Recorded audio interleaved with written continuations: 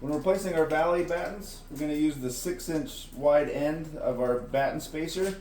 We'll center that in the valley and just bring those battens together, which will keep it centered.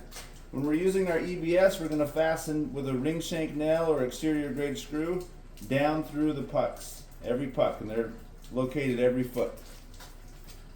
So once we get that centered, then we can go ahead and start fastening our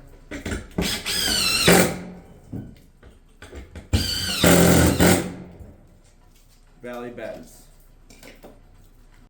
Alright, when we're doing our hip battens, we're going to take, if we're using our EBS, we're going to take those pucks and just move them to the inside so they face each other.